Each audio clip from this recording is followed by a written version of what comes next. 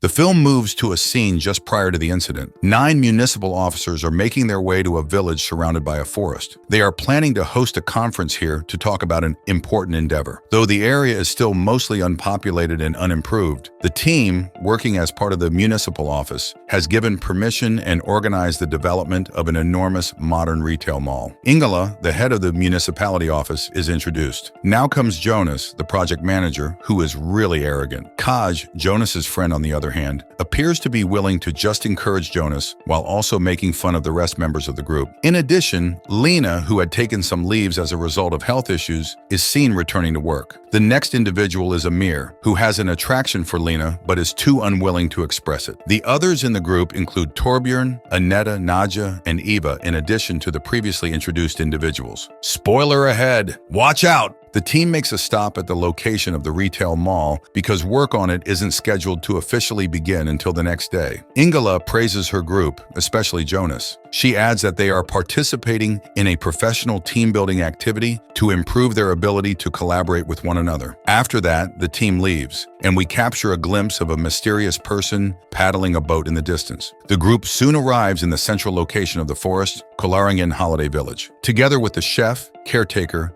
guide, and Jenny, a woman who is in charge of the resort. Considering their astrological signs as an index, all the team members have been assigned and given cabin rooms. When the chef goes to prepare lunch for the guests later that day, he finds that there isn't any gas, so he decides to walk outside in order to fill the cylinder. On his car through the radio, quite a number of people are against the mall's construction. When he investigates on his own, he finds that a trap has been laid on the roadway when something violently knocks into his car. At that moment, he notices a disturbance in the forest and chooses to investigate, then discovers there are several threads from a single tree to another when he arrives at the forest. All of a sudden, the chef is being attacked from behind while he examines it. In the meantime, the crew meets at the resort to talk about their proposal. There are quite a few discrepancies regarding the claim and objective of the advertising that Ingela presents to start the meeting. There also exists the environmental factor, since the development of a town and a shopping center will mean the loss of farmlands, green spaces, and forests. Annette in particular is strongly opposed to this, but the others attempt to convince her that all the members of their organizations are obeying environmental regulations. Lena is shocked to discover that the firm has been engaged in some suspicious operations while she has been away. No financial assistance was provided when a renowned farm belonging to a dedicated farmer called Paulson and his family was destroyed to make room for the retail complex. Even worse, Lena cannot remember signing these documents, but it looks like she did. She publicly disagrees with their harmful actions, which frustrates Jonas and sparks a fight between them. When they take a break for lunch, they are unhappy to find that all they can eat is hot dogs because the chef isn't present. Soon after, Lena is taken away by Jonas, who questions her about why she challenged him in the face of everybody. She claims that someone had her signature copied, but Jonas tries to mislead her by saying that since her life has been under a lot of pressure lately, she might have forgotten that she filled out the paperwork. In the meantime, Nadja claims that the finances are out of order and requires that the budgets should be investigated in detail. Nevertheless, Ingela advises her to stop bringing up the subject in order to prevent a negative work environment. Then in another scene, another village worker is seen sipping beer and unwinding. However, he is suddenly killed by someone. Then a man in a comical costume enters the room as everyone is arguing and attempts to improve their mood by amusing them. Still, the staff members keep arguing. The man, who is revealed to be Jonas, gets impatient by this and rushes out. Not long after, Jonas criticizes how uncreative and lack of vision the other staff members are. He gets comforted by Ingela that not everybody holds his talent, yet believes he is doing a fantastic job leading the project. She offers him a golden shovel and promises him he will officially open the ground tomorrow in an effort to lift his state of mind. Later, the group is gathered by the guide, who gives them a tour. To ensure they have no interruptions while they enjoy themselves, she gets their mobile devices. In the process, Lena tells Amir that somebody might have faked her signatures and encourages him to speak with and fund the farmer for the damage caused to him. However, Amir explains that after his residence had been demolished, Paulson, the farmer, committed suicide, so their idea is unachievable. Following this, the group is divided into two groups and starts their team-building task. The first team to create a raft that can cross the river wins. They use plastic to make a watercraft, and Jonas's team members win. In the meantime, the wandering murderer takes away Jonas's costume's head as well as the cell phones. Jenny, however, feels uneasy as two of her employees are not there to help her, while she searches for them. Unexpectedly, the murderer emerges, putting on the mask and attacking her. She makes every attempt to escape, but he manages to kill Jenny. The group arrives to engage in yet another leisure activity, zipping over the lake. Lena refuses the guide's encouragement to go for it, citing her illness as a reason not to participate in possibly risky conditions. When Jonas notices this, he starts making fun of her and calling her weak. Lena, fed up, says she can't take this any longer and heads to the resort. Later, as the other employees are still engaged in the zipline activity, she creeps into Jonas's room. After accessing his laptop, she gets to know that the work manager has engaged in several illegal activities. The documents show that the reputable companies that Jonas stated to have approved for the mall were never parties to such agreements. Before leaving, Lena copies all of this important data onto a USB drive. Later on, the murderer is preparing an enormous attack and has set up several traps across the woodland. The tour guide informs guests to keep enjoying themselves even though their cell phones were actually stolen. She attempts to find her fellow workers to get any information regarding the phones, but she is unable to find any of them. After roaming, she finally finds Jenny's dead body exactly when the attacker is about to attack her. The guide makes an attempt to escape, but sadly, she is killed. Conversely, the group takes a short break and enjoys celebrating in an outdoor hot tub. Shortly after, Lena shows up there and asks Amir and Nadia to take a conversation. She tells them that since the project will cause financial losses for everyone involved, so they can't allow the project to move forward. She adds that, in contrast to Jonas's claims, no business has shown any interest in establishing the mall. Everyone will be held accountable for the huge loss when the mall opens, and Jonas, who already had signed an agreement with a company, will be working for another with a big raise. Then Lena walks outside to reveal Jonas's plans.